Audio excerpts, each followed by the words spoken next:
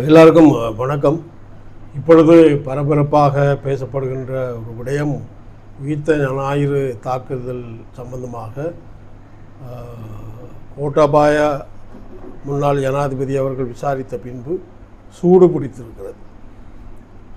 சுரேஷ் சாலை அவர்கள் கைது செய்யப்பட்ட பின்பு இப்படியான விடயங்கள் தொடர்ச்சியாக நடைபெற்று கொண்டிருக்கிறது. இதை மேலே நாங்கள் வரவேற்கிறோம். இந்த உயிர்த்த ஞாயிறு தாக்குதல் மட்டுமல்ல, இவர்கள் எங்களுடைய போராட்டத்திலே மனித உரிமை மீறியவர்கள் என்பதையும் நான் சுட்டிக்காட்ட விரும்புகின்றேன். அந்த வகையிலே சுரேஷ் சாலை அவர்கள்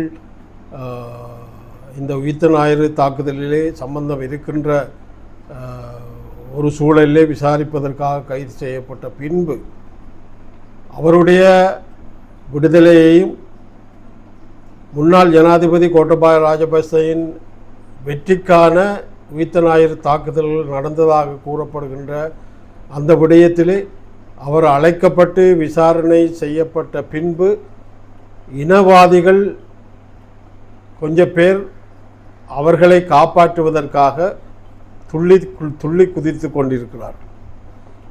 ஆனால் உண்மையிலே தமிழ் பேசுகின்ற நாங்கள் அமைதி காணக்கூடாது, அமைதி பேணக்கூடாது என்பதை நான் இங்கு குறிப்பிட விரும்புகின்றேன்.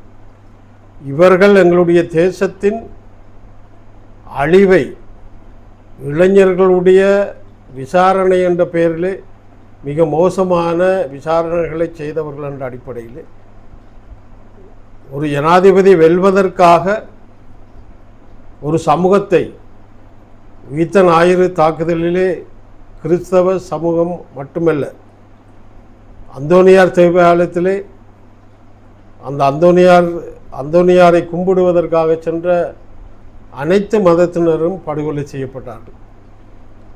அதன் பின்பு அவர் பல லட்சங்கள் வாக்குகளால் ஜனாதிபதியாக்கப்பட்டார். இது சந்தேகத்துக்கிடமான நிலையிலே பேசப்படுகின்ற விடயம்.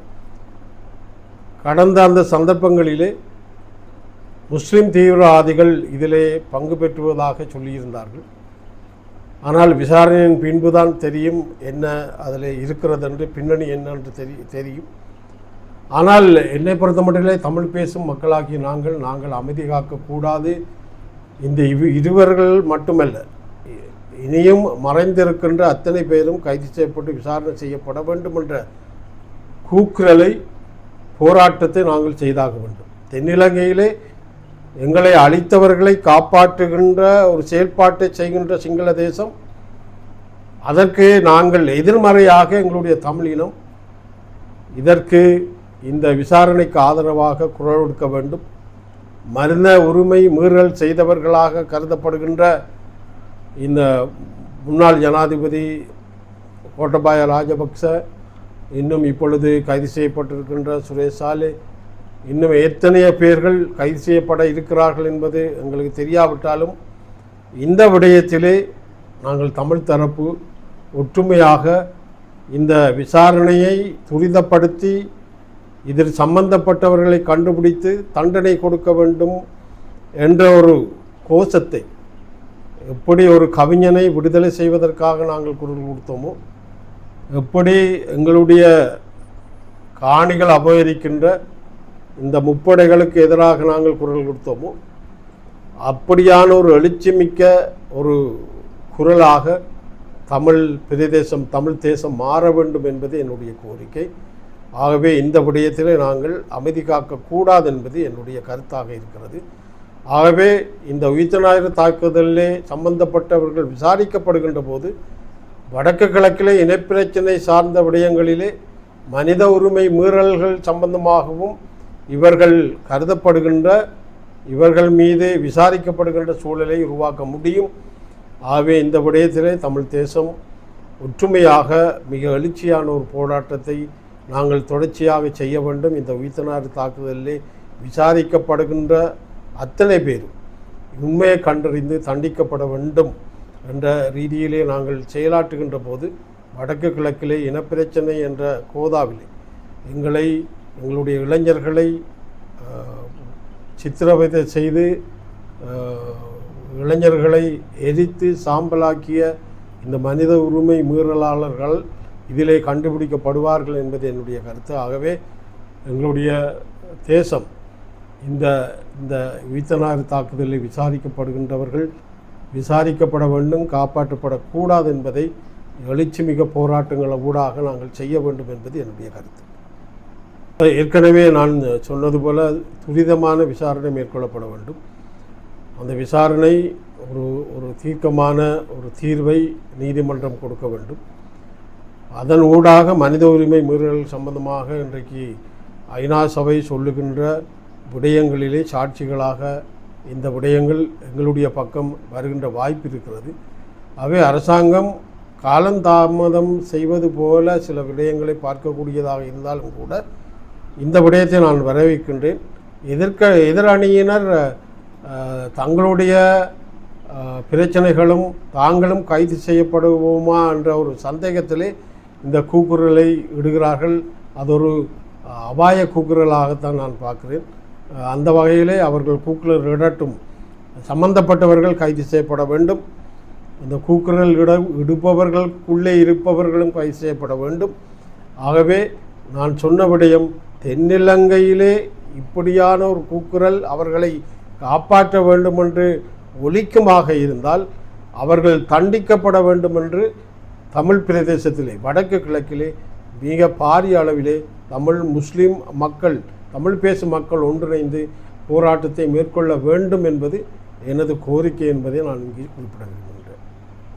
கூற முடியாது, அவர் உண்ணாவிரதம் இருந்தால் விடுதலை செய்யப்படுவார், அல்லாட்டி நிரபராதிக்கப்படுவார் என்ற ஆர்வத்தை நாங்கள் இப்பொழுது சொல்ல முடியாது.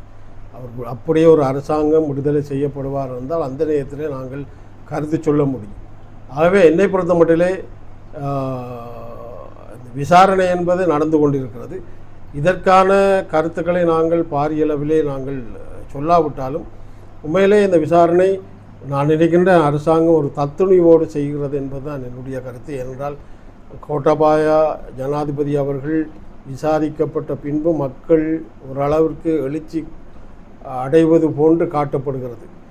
ஆனால் இந்த அரசாங்கம் இதிலே மௌனம் சாதிக்காது நியாயத்தை பெற்றுத்தருகின்ற வாய்ப்பை ஏற்படுத்த வேண்டும். ஆகவே கைது செய்தோம் விடுதலை செய்தோம் என்று இருக்கக்கூடாது. கைது செய்தோம் விசாரணை செய்தோம் படுகின்ற வாய்ப்பை ஏற்படுத்தி இருக்கிறோம் என்பதை இந்த அரசாங்கம் செய்து தர வேண்டும். ஆகவே அவர் உண்ணாவிரதம் இருக்கிறார், விடுதலை செய்யப்பட்டால் என்ன செய்வது என்பதை நாங்கள் ஆர்வம் சொல்ல முடியாது. அரசாங்கம் என்னை பொறுத்த முடியல இந்த கொஞ்சம் துரிதப்படுத்துகின்ற ஒரு செயற்பாட்டை செய்ய வேண்டும். ஆனால் அரசாங்கம் செய்கின்ற இந்த விடயத்திலே முழு ஆதரவை நாங்கள் அரசாங்கத்துக்கு செலுத்த தயாராக இருக்கிறோம்.